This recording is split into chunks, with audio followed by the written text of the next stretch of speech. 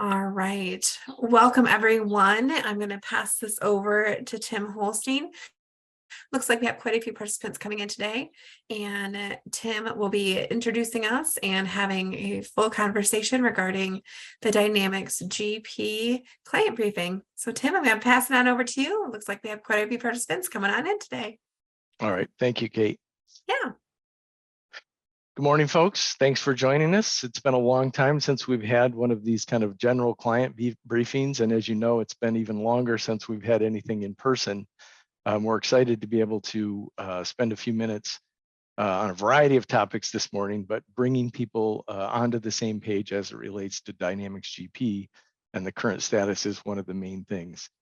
This morning, we have Keith Goedde with us. Keith is the Vice President of Cloud Services for Velosio. I want to just mention Velosio is a relationship that we've had for a number of years. Mainer affiliated with Velosio as our source for cloud licensing and as part of a master VAR program that Microsoft rolled out probably in the area of 10 years ago. So many of you have seen the Velosio name. You may receive your renewal invoice from Velosio, or you may on occasion end up getting support from Velosio. Keith is a key player at Velosio, and Velosio represents a great relationship with us in that they help us digest all the information coming out of Microsoft.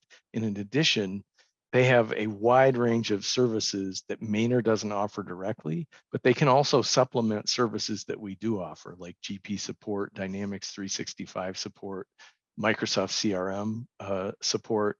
And so it's been an important relationship for us.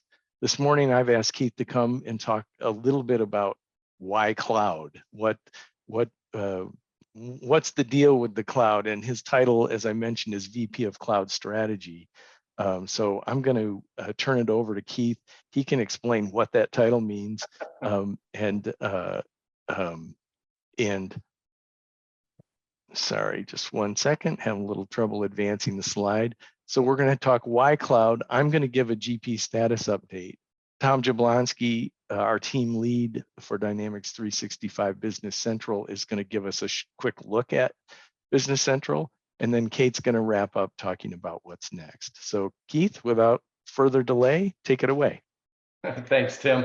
You know, any chance I get to talk about cloud in front of anybody, sign me up for. So when you reached out, Tim, I was more than happy to talk a little bit about the cloud and what that all really means and things like that. So in my role, I spend a lot of time talking with clients about a cloud strategy and what moving to the cloud would look like for them. What benefits would there be to move to the cloud? What should that plan look like? And when and how does it make sense? Because in very few cases does a big bang approach make sense, and it's usually a journey. So, you know, I wanted to take a little bit of time and talk today. The market's seeing a lot of growth in Azure. We're seeing a lot of growth in Azure on our end with our clients, specifically around lift and shift migrations and as it pertains to ERP, and GP. So, I want to talk a little bit around some of the common use cases we see on why clients are actually moving to Azure. And really, one of the big ones right now is they want to extend the lifespan of the current GP environment. So maybe they're not quite ready to move to SaaS like BC yet, and they want to buy a little more time. Well, what's happened in the last couple of years is SQL 2008, which was a very common SQL platform that was widely used, has been end of life. And SQL 2012, which was the next most common one, is coming end of life this year. When you just lift and shift those environments into Azure, it extends the lifespan by about 3 years. So you'll get security updates and things like that for them that you wouldn't get when you're on-prem. So remember, where these environments are on-prem and where they're end of life, you will not receive security updates of any type for those environments. And that's where all your data is. So a lot of clients are on that legacy infrastructure and they want to move it and buy a little more time. So that's one really good example of when to do it. A lot has changed over the years on how to really efficiently manage the infrastructure. When you move these environments to Azure, there's a lot of levers and switches and things like that you can pull, especially around things like performance. So an example is we had a large client that we moved to Azure recently. They were having really bad performance on month end, quarter end, and year end. and their users were really frustrated with the system. They didn't want to have to go buy all new hardware and essentially redo it and hope that those changes were going to improve some of that performance. So when we moved them to Azure, we were able to monitor the environment every month, and then we can add resources with the flip of a switch, whether it's more memory, more CPU, more whatever they need. And they've been incredibly happy with the performance and are looking to move more workloads over because of that. The other part is like disaster recovery and business continuity. A lot of people don't think about that. And if you want to do DR right, you usually need to replicate your data somewhere else, which means I got to buy more hardware someplace else, even if it's small, secure it, store it, and all of that. With Azure, you can stand up a DR site, relatively inexpensive, have it turned off, so you're not paying for any of that infrastructure while it's there. And then in the event something would happen, you can turn that infrastructure up and have all your users up and running in a relatively short period of time. I'm sure you guys are hearing a lot about security. We see it a lot. We see a lot of ransomware attacks. They're the worst calls I get. Hey, we've been attacked. We've had to shut all the systems down. In some cases, they're sending their users or employees home for a period of time because they don't know how long they're going to be down. They're paying hundreds of thousands of dollars back to the attackers so they can get their data back. And in a lot of cases, it was because they were on antiquated, unsupported hardware or software, and the attackers got in that way. When you move to Azure, I'm not saying that just a move to Azure, you're automatically secure and you don't have those worries, but there is a very, very robust tool set and technology that's available that can be easily implemented and configured to protect 80% of the attacks that you might have been susceptible to on-prem. So this is, I mean, there's some cases it's once a week. We have a client calling up, how quickly can we get something built in Azure and get them moved over? Because it's really their only option at that point. So just really take the security part of this seriously, because it's very real and has been for some time. One of the newer things that we're starting to see is around data management. So, systems of record, meaning like an ERP system, like a CRM system, maybe there's something in-house was developed years ago where you're storing data. There gets to be tremendous sprawl, and all of a sudden we've got pockets of data all over the environment. We don't know what to do with it. It's probably one of a business's most valuable assets is all of that data, and we can't get to it. We've got reports we can run on the individual systems, but we can't easily draw a lot of good insights from that data as a whole. If you start down a cloud journey, there are things called like data warehouses and data lakes and stuff like that. It basically lets you store all of that data in one place, and then you can start to report on it, and eventually maybe start to do some lightweight analytics on that data and start to see more of it. Doing that on-prem would be very expensive and very difficult to do. So Azure starts to unlock that. One of the next topic, we'll jump to the next slide, is going to be how do you take advantage of the Microsoft ecosystem? So Tim, if you would jump ahead. When you look at the ecosystem of Microsoft, there's Office, there's the Power Platform, there's the Dynamic Suite. It's all very tightly integrated. So you might be using Teams in Office, but you could be missing out on the Teams integration to Business Central and the ability to look up customers, vendors, or contacts, all through a single pane of glass. All the data that you have in GP or BC in a BC environment could be reported on through Power BI when you start using the ecosystem. Maybe you want to use Power Automate to automate some tasks that you do every day. I was talking to a customer the other day, and they came in every day. One of their staff did, and did the exact same task. They opened up a folder. There was an Excel document in it every day that they copied certain lines out and pasted them somewhere else every day. And it only took like 10 or 15 minutes. But we were able to, within about 2 hours, create an automation for that with Power Platform that they don't have to do anymore. Every day it automatically runs and does that work for them. So if you take 10 minutes per day for a year, it saves a lot of time that they can do something a little more valuable than those repetitive tasks. So, there's a lot of jargon on this slide, I know, but this ecosystem with Microsoft is very important. And as you move to cloud, And as you start using more of this stuff, it's kind of the 1 + 1 = 3 value prop. You're going to get more out of this, the more of it you use, and start to build a strategy on how you use all the different parts of the cloud, Azure included. And Tim, if you want to jump to the next slide. This is the last slide I have, but I feel like I'd be missing the boat if I didn't talk to you briefly about this generative AI, Chat GPT, Microsoft Copilot stuff that is in the news every day on every forum you can imagine. And technically it's very complex, and we're not going to certainly get into that here. But my point is that the Copilot in particular, and some of the stuff that's going to be available in Azure, it's going to allow you to interact with these applications dramatically different than you ever have. So for example, with Copilot for PowerPoint, you can just type in and say, create me a PowerPoint on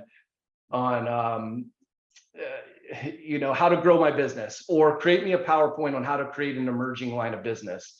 It'll create the entire deck for you. It'll populate the content. It will create pictures in there for you. And then you can say, oh, that's kind of long. Can you shorten that? Okay, it took 10 slides down to 5, and it's 90% of the way there. And then you can just manipulate it and it's done.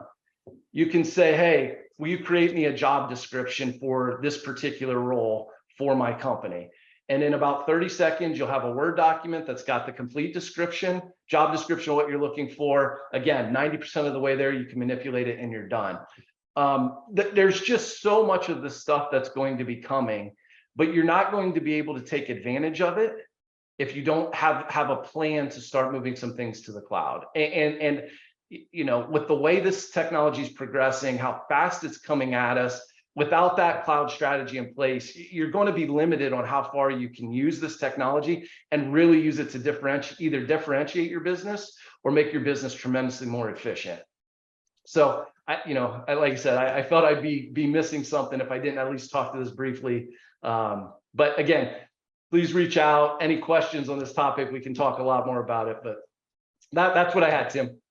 All right, I do have a couple of questions for you if you're game for a few little Q&A here. Sure. Can you describe generally, you referred to Azure a number of times. Maybe just describe generally, what is Azure? Okay, so there's the short version. There's 3 or 4 major public cloud companies out there: Google, Azure, Amazon, and IBM. They're the 3 big ones, and they're really all of the servers. All of that stuff is hosted and managed by someone else. And in this case, Azure is Microsoft's version of that. Now, probably the next question is, well, how secure is it? Because you hear about that a lot. If I can't touch it and see it and manage it myself, is it secure? It absolutely is, to the point that the Department of Defense is hosted in Azure. So there are all kinds of things you can do to secure it. It doesn't mean people at Microsoft see your data or have any kind of access like that. Look at them more as managing the hardware part of things, and you still maintain the control of your application, your data, even though it's in the cloud somewhere. Fantastic. As you think about clients that you've worked with, is a cloud strategy generally led by IT, or led by finance, or led by operations? Who's driving this when people get started? That is a great question. I would say it's usually driven by one of those areas, but usually never collectively.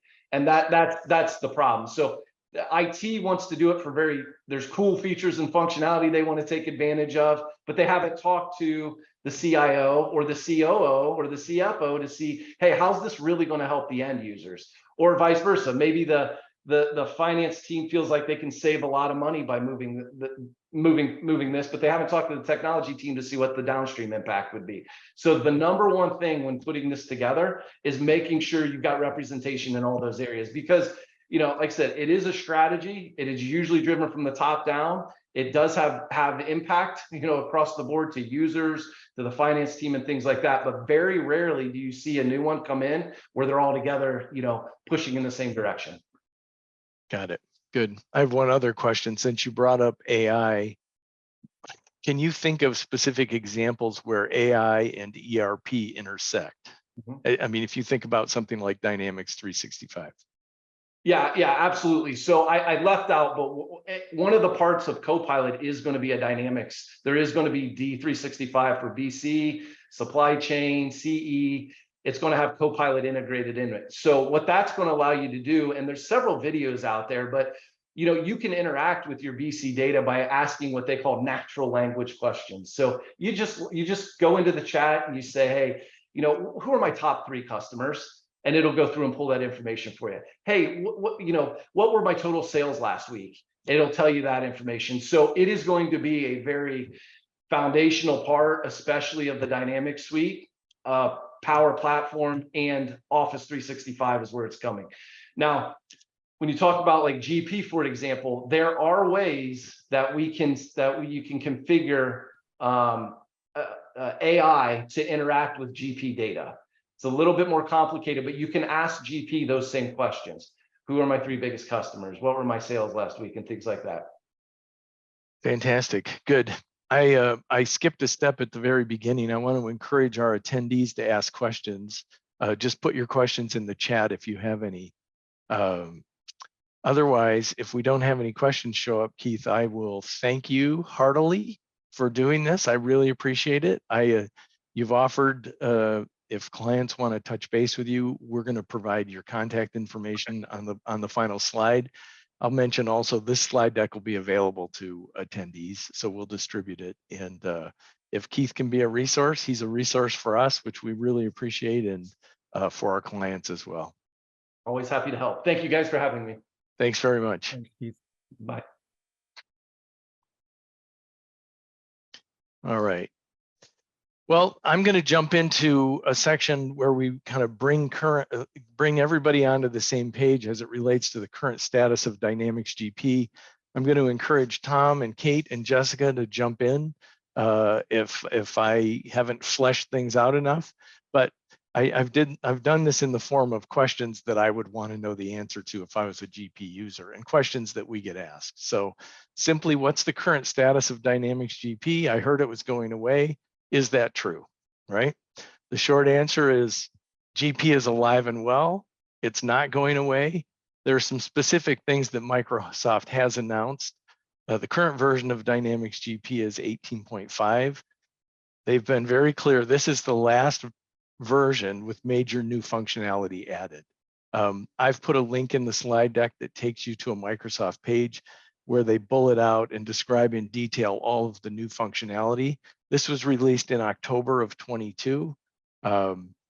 The future versions, so because there's not new functionality being added, it doesn't imply GP's going away. Future versions will be primarily for maintenance, including regulatory and security updates. Microsoft has announced that they expect to release 3 annual updates a year. You'll see in a subsequent slide that our recommendation is that you're applying at least one of these updates each year. How long will Dynamics GP support it? There's been a lot of swirl around this. Other partners have aggressively done marketing that trying to create a level of fear, uncertainty, and doubt. But as you can see, Microsoft has adopted some language, fixed life cycle. These are older versions, and they have announced end support dates for these older versions. It's a little bit blurry in the slide, but for GP 2013, 2015, 2016, you'll see there are end support dates. Does that mean it stops working? Absolutely not. These are on-premise solutions for which you've installed them, you've paid enhancement through the years. These things will still function, but there's risk associated: security, regulatory functions, and some new functionality that might be in the newer versions. For everything past version 2018 R2, the releases are called the modern lifecycle maintenance. And there's a link available to go see how Microsoft defines modern lifecycle.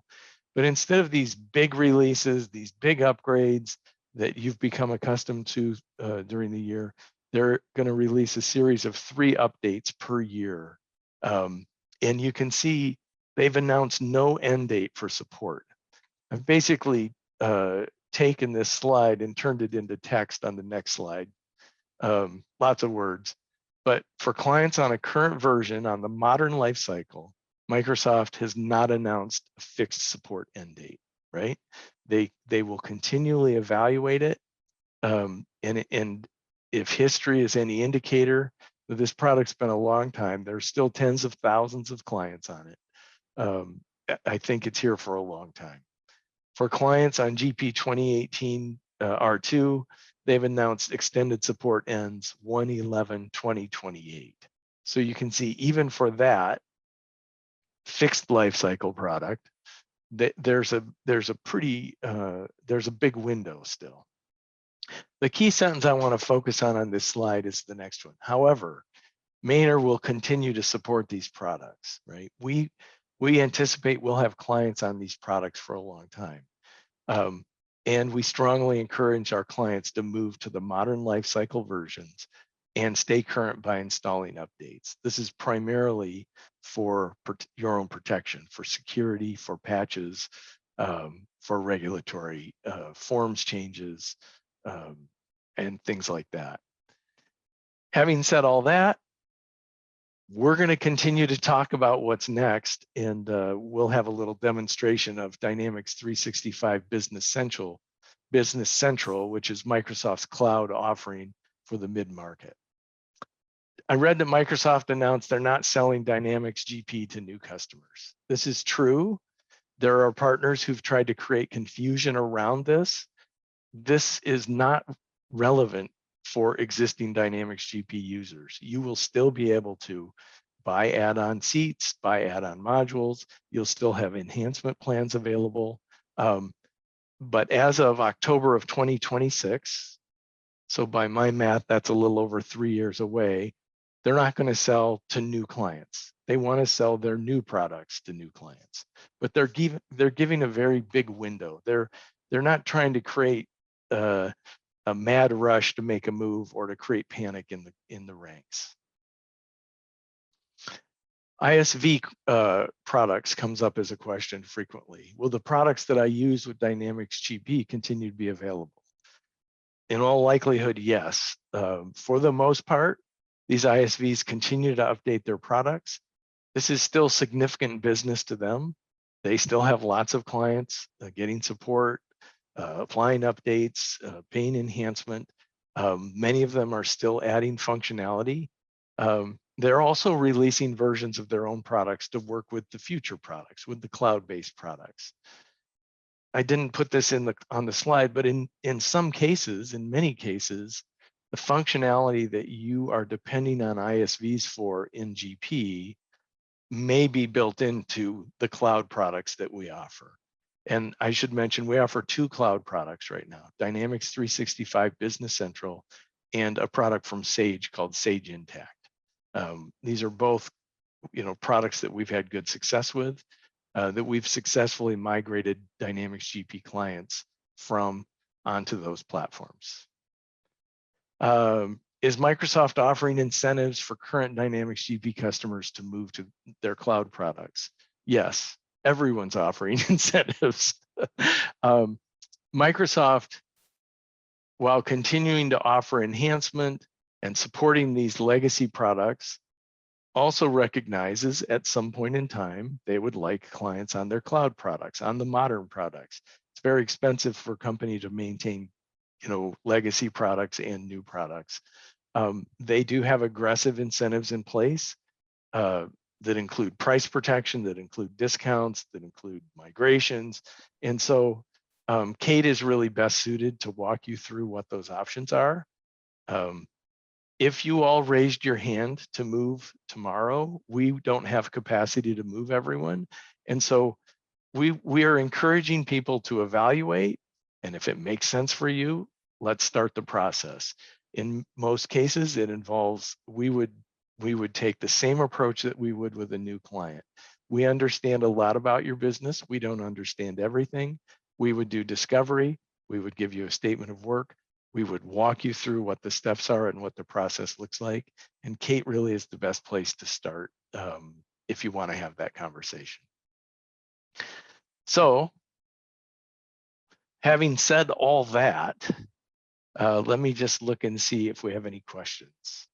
I don't see any questions in the chat, but Kate, Jessica, Tom, do you have questions? Do you have things that I might have been able to flesh out further, or that you can add insight to? No? Good. Fantastic. Yeah, I was going to say a common question often comes with, how do I know it's time to start having that conversation? So I might ask you what your opinion is. I know what mine is, but yeah. Well, Keith hit on a couple of these things, Mhm. right? One of the big ones is legacy hardware, right? People who just have servers aging out, have operating systems aging out, and they don't want to invest in existing hardware. So we frequently have two conversations. One is, can you take your existing GP and move it into some cloud platform, some hosted environment? Keith's Azure centric. That's certainly an option, and we have other providers that we work with that we could it was at one time called lift and shift. Take your existing environment and move it into the cloud. So hardware is a big one. Security, it's very difficult for people to imagine that someone can manage their security better than them. But then things happen, events happen, and all of a sudden it becomes important. And so security is a big driver as well. I guess I'd put the question to Jessica and Tom too. Are there other things? How do you know it's time? Yeah, so functionality. when people have connectivity issues, moving to a cloud product alleviates a lot of the connectivity issues that they run into. The biggest thing with a cloud product, right, is how good is your internet? And that's what drives people to have that conversation, is that, well, it helps with VPNs and it helps with that sort of changeover, is to move, because a lot of people get table errors, right? That's kind of the most common thing, is table errors or things to that nature where their batches get stuck, or it's happening more frequently lately, right? So that's where a lot of people who are moving from GP to BC, our cloud product, right? They really like it because it is very responsive. They can get into companies quicker. Doing some of the functionality is a lot easier. It's just, that's why a lot of people move, is they don't see that batch stuck issue, right? They don't see the loss of connection kind of thing. So that's one of the huge things that people look for. Great, thanks. All right, we're going to jump ahead, and Tom Jablonski, he's a senior consultant. He's a senior manager at Mainer. Oh, there's a question. Oh, great, good. The question, we have a couple questions. Good. We'll stick on this for a minute. We use SQL reporting services to get reports, queries that are not available in GP. How do we handle that going to the cloud? Well, they would become API calls, right? And it takes a little bit of development work to potentially replicate the same kind of functionality that you might be using today. Differently, though, we also have other tool sets, right? We can use Power BI to potentially access your BC data to basically render it and do cool visualizations and things like that outside of BC, similar to what you might be talking about with some of your SQL reports. Great. And this, I assume, these are data sources in addition to GP, multiple data sources, right? Keith talked briefly about a centrally located data warehouse, trying to consolidate data. But yeah, there are tools that we can use. What about Dynamics SL or Solomon? Is that going away? How soon would I have to move to BC or Intact? So this is actually a great question, and I was going to allude to Solomon or SL. For those partners trying to create panic about GP, rumors of the death of Solomon have gone on for 10 years. 10 years longer than they have about GP. And part of this is the power of the Microsoft ecosystem. Velosio actually owns an organization called Plumline that has been providing for SL. So even after Microsoft says, we're not building new functionality, We're not supporting it directly. There are organizations, because there's so much demand for it. I would expect exactly the same thing to happen in the GP space. On the SL question, I don't know specifically. This is actually a great question that we could ask Velosio, because they have a very significant SL installed base that they continue to support. But I don't know that there's a hard cutoff. And I personally know partners who continue to support it. All over the US, I know partners who continue to support it. And so it's a solid product. People have lots of reporting, lots of integrations. There may come a point in time when it just won't run on modern operating systems.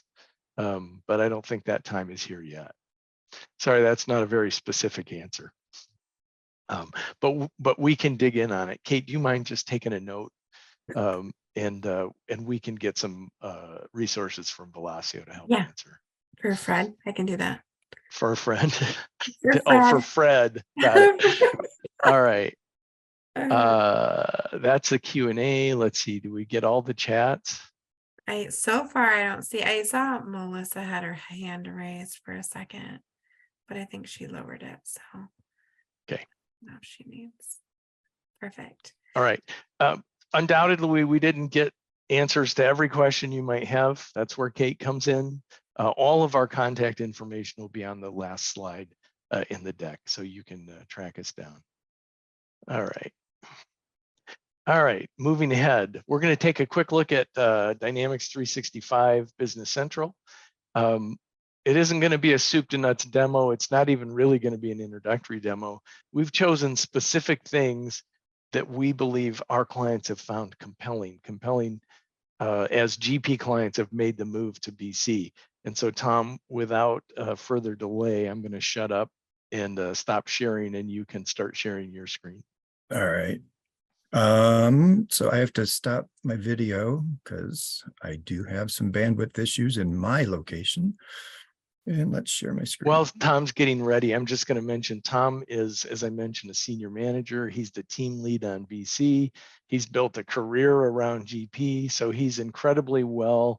He functions really as our solution architect as people evaluate what's next. He digs into their current environment and helps figure out what is next.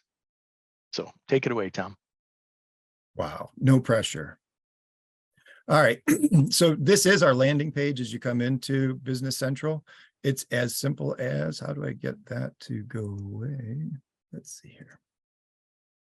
There we go. You would log into businesscentral.dynamics.com with your Office 365 credentials, and you get authenticated into the systems. And so from that perspective, if you have multiple companies, again, it's super handy, super cool that in GP, if you wanted to be in two companies at the same time, you were probably consuming two separate licenses, which meant somebody else probably couldn't get into the system.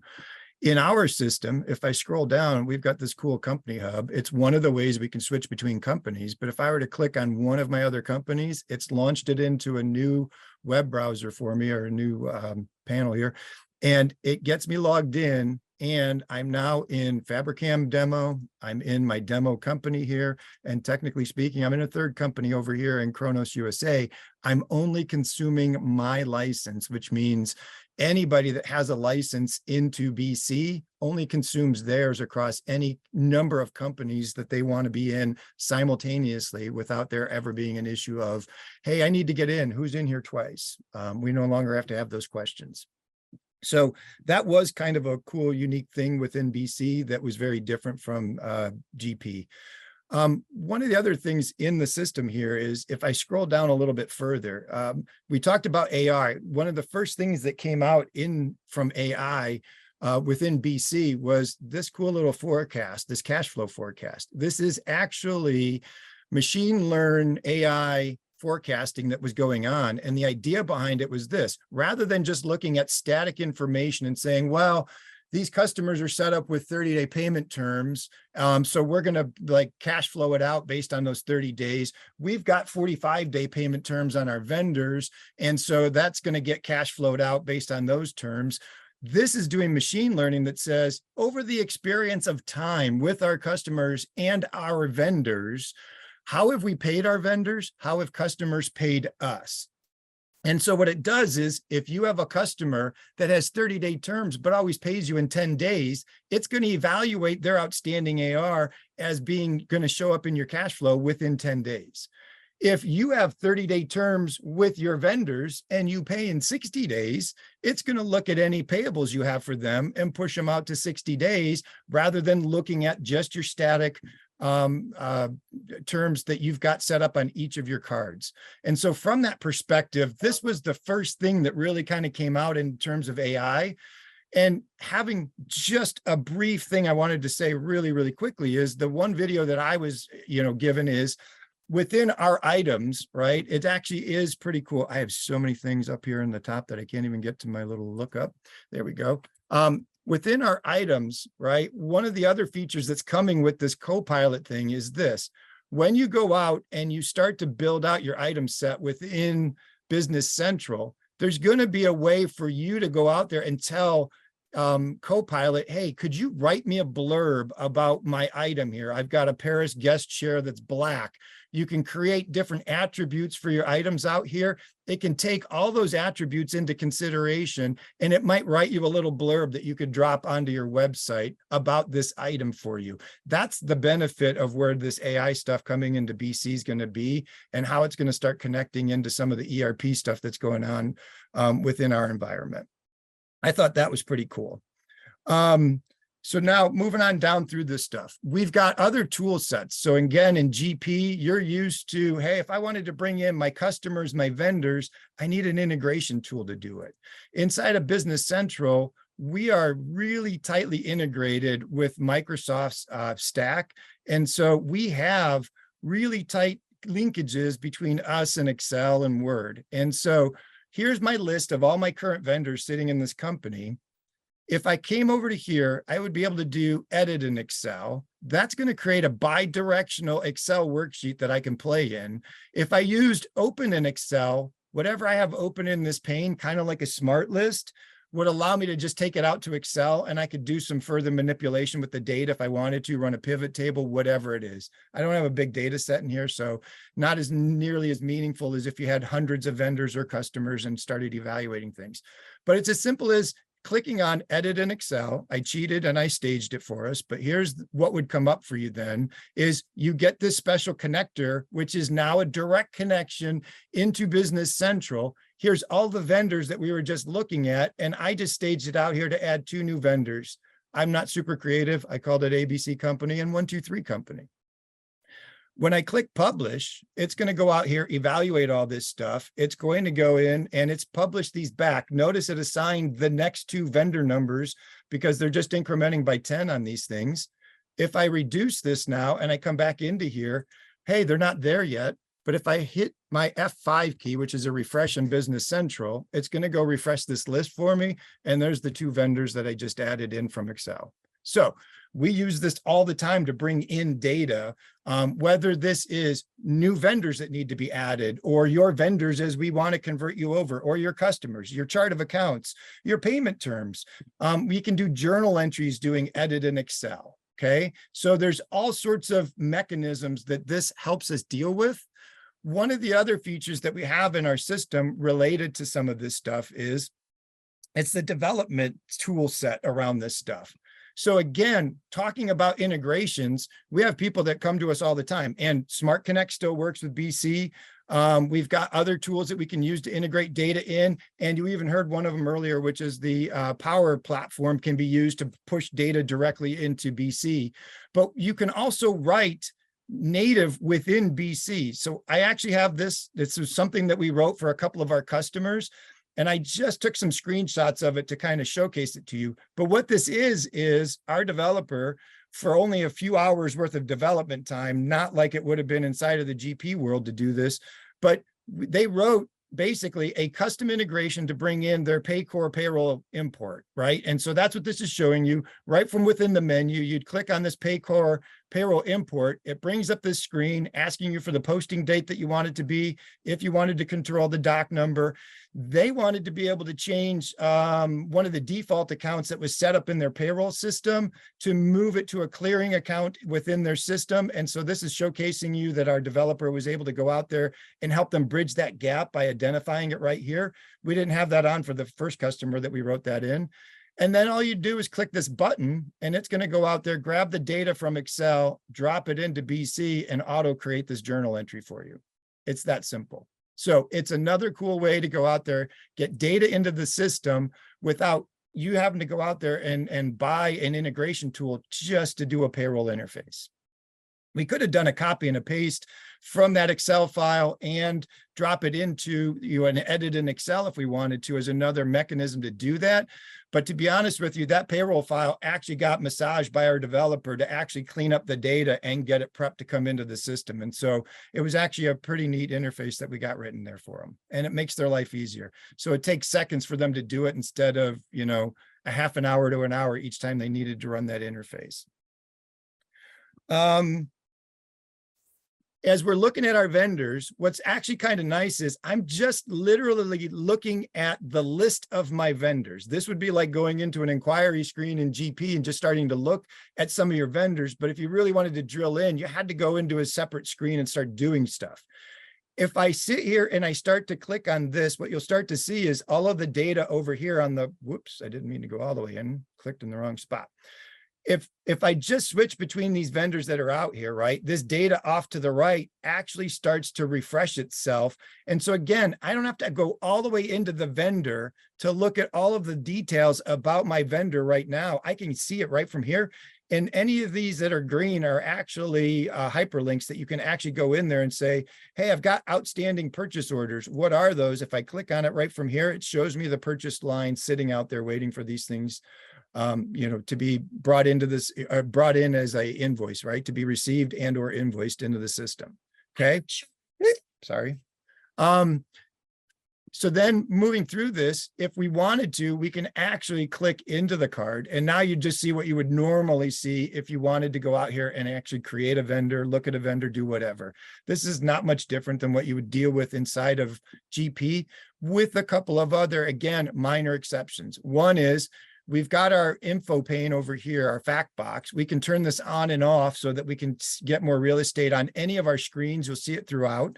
But the point would be is we can attach documents very easy by coming into here, clicking into here, finding the file that I wanted to attach and have it attached into the system. There are ways we can just do a drag and drop into that as well. We can come back into here, look at the details. Isn't it fun that we can have pictures of our vendors in here? And then again, we can go in and start looking at all the different things that are going on here. Here's posted invoices for this vendor. I can look at all this rich history out here and then drill back to a document if that's what I really wanted to do.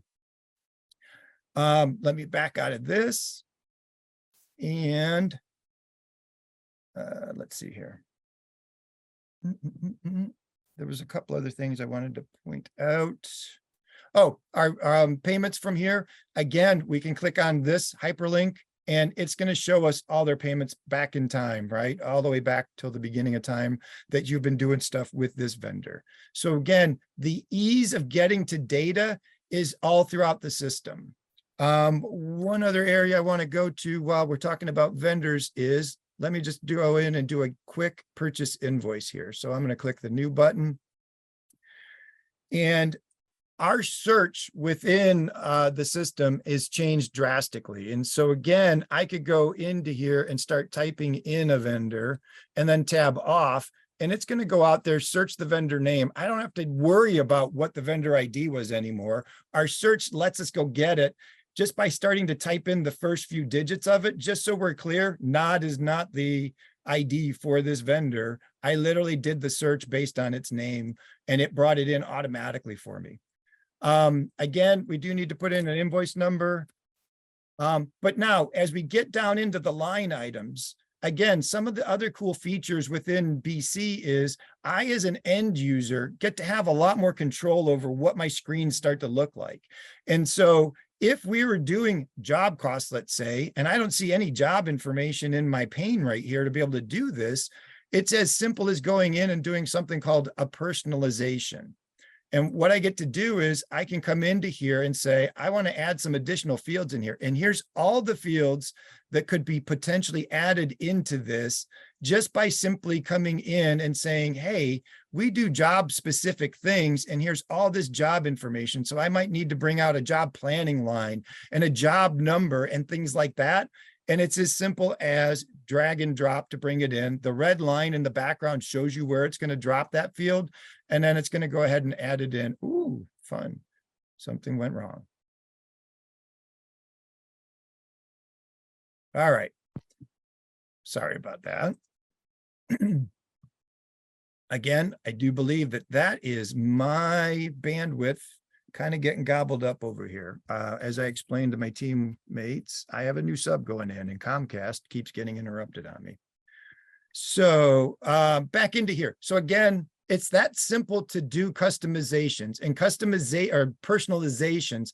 I define this as you get a defined set of fields that can be added in super easily. Any of these fields within these screens, even if you don't like the order of it, it can be as simple as, hey, location code, I want that to be over here and be one of the first fields that I see after I start to select my item.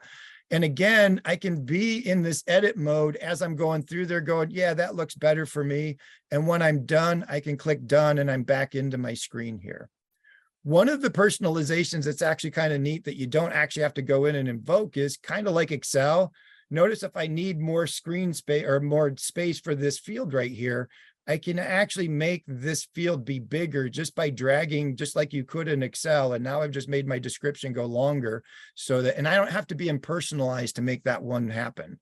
But adding fields, removing fields, the concept is let BC work the way you need to. And in fact, just because I like these fields in a certain way doesn't mean that all my other coworkers like it the same way. So each user has some flexibility to do this personalization, to have a little better control over how their mind works, how they want to enter data and get stuff keyed into the system. They don't have to sit there and go, I have to conform to how everybody else wants to use it. They can actually move things around to suit their needs and not have to impact everybody else that's using the same system. Okay, I'm going to back out of here real quick. We can actually post. There really isn't this concept of doing batches of invoices. They stay here as unposted, but I could go ahead and post all of these at once just by going in and hitting post and post all of them. As long as they're not a zero invoice like that one, you can go ahead and do it. I do have a couple more things, and I know I'm short on time, but I'm going to get there. I told Tim 15 minutes is not much time to demo to you folks, but at the same time, I said, I'm usually just getting warmed up after 15 minutes. So general journals. So we showed you how we can import some stuff in. And what I wanted to showcase by coming in is we can actually still do copy and paste from Excel into Business Central. Sorry, wrong file. Here it is. So again, I just tried to stage some data out here. And what I wanted to showcase to you here is, hey, here's a journal entry I wanted to bring in the system. And just like you could inside of GP, if you came in, grab the whole data set of the fields that you wanted in and do a copy. Yeah, I was afraid I didn't start at the right side. Yeah, here we go. Works better if you grab the entire entry. That way it'll come in balanced. If I do my copy, I can then reduce this and then just come over here, do a paste, and I did something wrong. What did I do wrong? Let's try that again. Paste. It worked 3 times in my demo. Why am I not getting my paste to work? I think I have something that was already entered in this row. We're going to try and clear this out. Yes. Paste. There it went. So now it brought in that whole journal entry. It looks like it's out of balance by $30. It's just because I wasn't in a line. Now my entry is totally balanced. Everything's good to go. I can just go in and post this document and I'm off to the races. So it's that simple to go ahead and still do copy paste just like you did. Hopefully you have better luck and it's not the 3rd time's the charm for you when you go through that process. And then I do have a couple more things to showcase here. In here, I've gone in, I'm in another company just because I wanted to kind of have a couple of things staged here. I'm going into this batch that I've created here. This is, again, some things that are unique to BC. What I'm showcasing to you here is I'm doing a 2-line journal entry, and I've just done it 2 different ways.